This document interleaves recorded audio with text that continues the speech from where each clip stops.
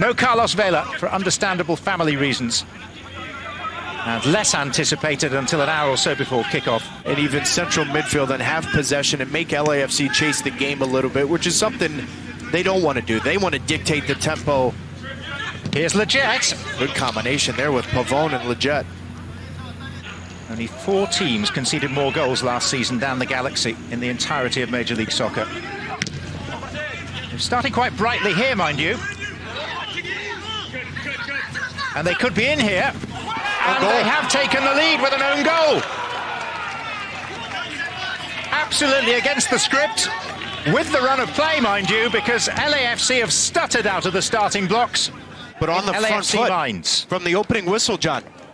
On the front foot, and a lot of it is just the freedom of Sebastian Leggett and Christian Pavone. Neither of them playing central, so the 2 center backs are LAFC are struggling to pinpoint who do they pick up. Now you've got interchanging runs. Leggett tries to play a ball across, ends up back of the net off of Latif Blessing, but it's been all LA Galaxy in the opening 5 minutes here as the target goalpost cam doesn't lie. From a Galaxy perspective, it's been very well done.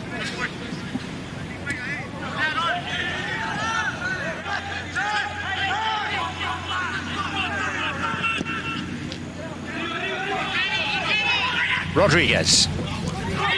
And he has a chance now, but it was comfortably within the reach of Bingham. Nice savable height. How's this for a first touch? I mean, that's a 55, 60-yard ball from Atuesta. The first touch, exquisite from Rodriguez. This goal came last time out on the occasion of his 14th appearance.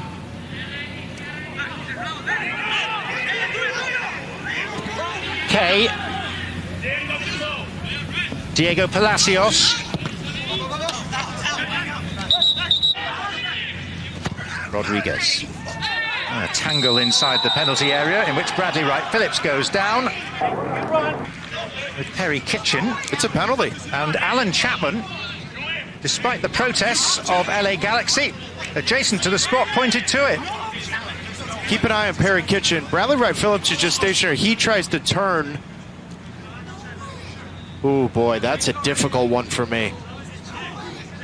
Watch, Bradley Wright Phillips is just trying to set up and try to get Perry Kitchen to think he's not going anywhere. Now he's going to slip to that back post. Keeper's right. Diego Rossi. Good penalty. Good penalty. And Galaxy's lead lasted barely 7 minutes. So does the referee. But the one penalty Diego Rossi took against the Houston Dynamo in 2018 went to the keeper's right. You can tell David Bingham and the LA Galaxy did their homework. Good penalty from Rossi. He's been put in his place by the referee, Alan Chapman. Are you content with the penalty award? Do you have any concerns at all about it? The problem is the referee blew the whistle, so now are you going to tell me it's clear and obvious a mistake, so I don't think you can go back? No cross! No cross! Get in, Joey! Depth on the cross. Oh, and a good header in the end as well. And the referee, after several misdemeanors, finally decides to take action and issue a yellow card to Insua. Not a lot flusters him. Although Seattle last season managed to get players around and in his face. Here's Kay. Block was by Gonzalez. So they came from 3-1 down to draw 3 apiece, which has been their default scoreline. It's also the result of their final match before the enforced break.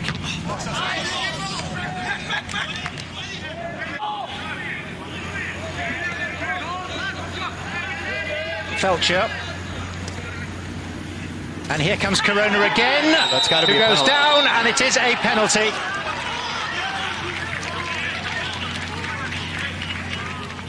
Alan Chapman deciding to add insult to injury by issuing a yellow card as well. Play out of trouble. Corona plays into Leggett. Now you switch the point of attack. Now you're out of trouble. We came into this game saying, can the Galaxy have any kind of possession? And when you do, maximize that opportunity. Great combination play from Cuejo to lay this off to Corona. Jakovic comes in late, 100% a penalty, but good possession and intricate running off the ball from the Galaxy. So who has the steelier nerve? Pavone at the second attempt.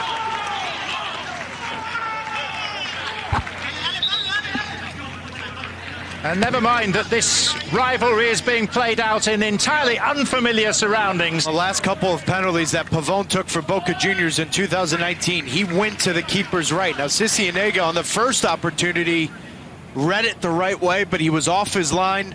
The retake comes up, Pavone steps up, buries it in the back of the net. The Galaxy's first corner, taken by Cuejo. Pavone. Back to the corner taker, Emil Cuejo. Flag was up for offside. Removing the safety catch. Strutting their elegant stuff. Atuesta. Reacting and being on the front foot. There's a good example. Araujo wanted it more than Palacios, and it ends up being Galaxy's first goal. Now the whistle had already gone. Corona felt that he was committed to the challenge. That's led to further acts of misdemeanor, and Cuejo has been yellow carded for one of them.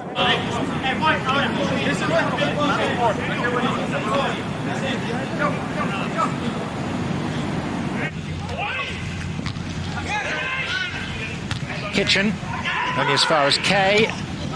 Rodriguez with the slip. Right, Phillips with the high boot.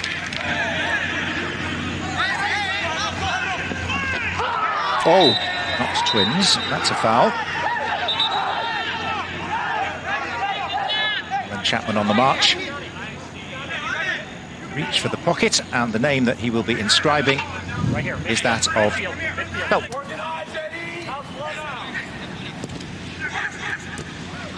Right, Phillips. And Rossi! Bingham allowed the ball to escape. It was drilled at him, but it fell so obligingly to Diego Rossi. Play through the middle, because then it opens up your center backs. Great first-time touch from Mark Anthony Kaye to lay it into Bradley Wright Phillips. Now, Bingham does anything he can to make this save. Now it's the rebound that plays in a factor, but that layoff from Mark Anthony Kaye, playing between the lines, laying it off.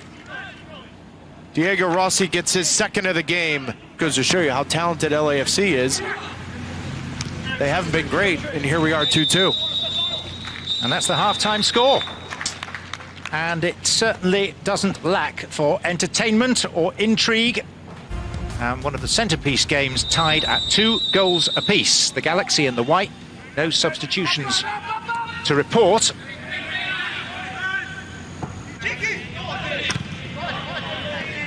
Right, Phillips. Fouled from behind by Steris. And that's going to be a yellow card. It has to be a yellow. Petchin for failing to retreat and not allowing the free kick to be taken.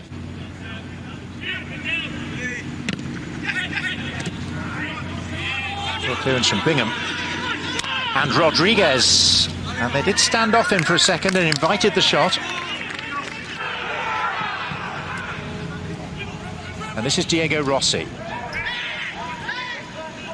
And LA Galaxy are exposed here, and it's Bradley Wright Phillips. Rodriguez in support.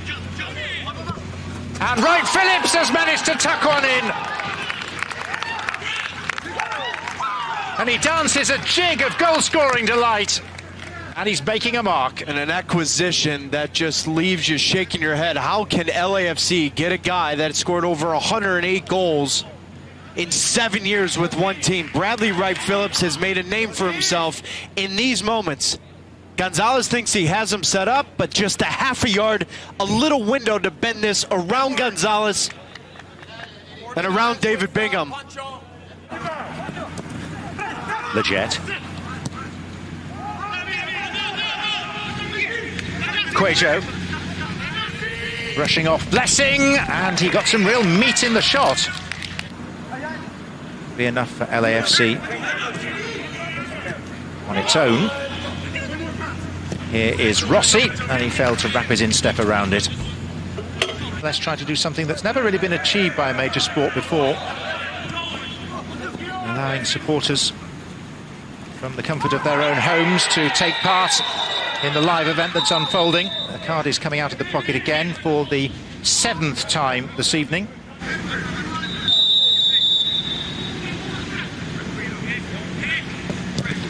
Cuejo.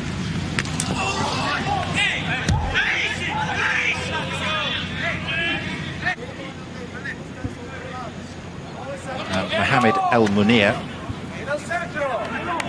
left back or occasionally a left-sided midfield player.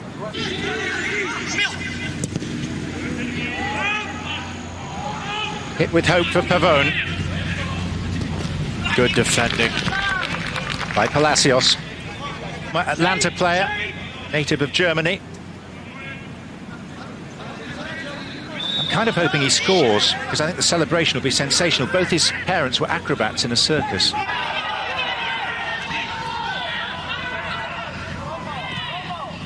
And Kay splitting the defence, and here comes Rossi for a hat-trick. The first LAFC player to score a treble in this fixture, matching what Ibrahimovic achieved for the Galaxy. Jonathan Dos Santos, without Javier Hernandez, it was still 2-2 because LAFC, in the blink of an eye, can flip the game on its edge. Ball simple to Marc-Anthony Kaye, no pressure in the midfield. He picks up his head, simple ball for Rodriguez, and Rossi finishes his hat trick. But in the blink of an eye, they've got 4 or 5 players that can open you up and turn the game around. And Orlando in the evening at 8.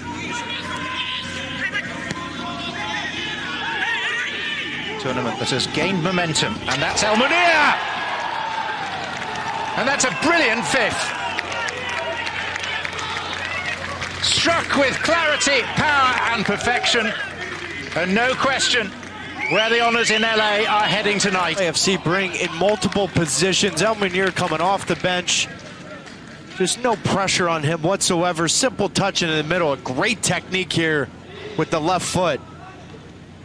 But just how frustrating it must be to go up against this LAFC team for 90 minutes. It is relentless, and you have to be on your game. It's Edward Atuesta. And the wall, such as it was, stood firm.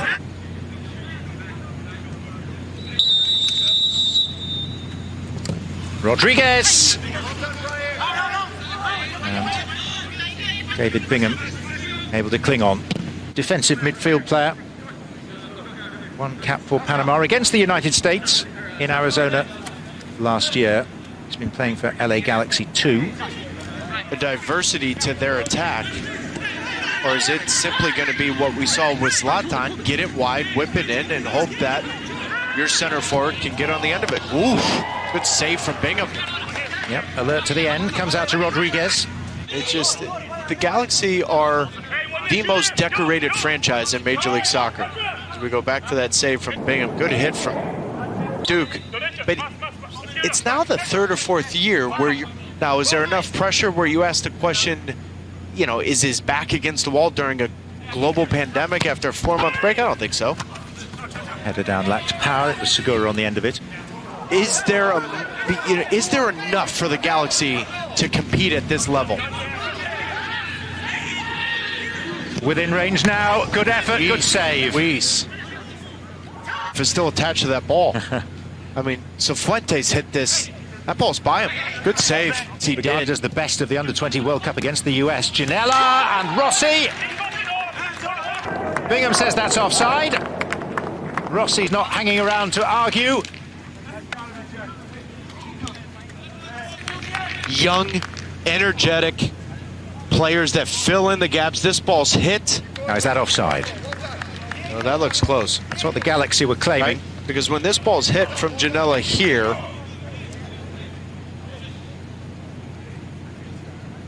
well, if this stands, Rossi has 4 and his team have half a dozen.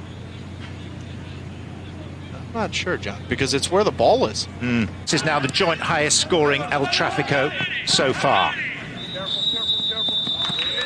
Wow. Exactly.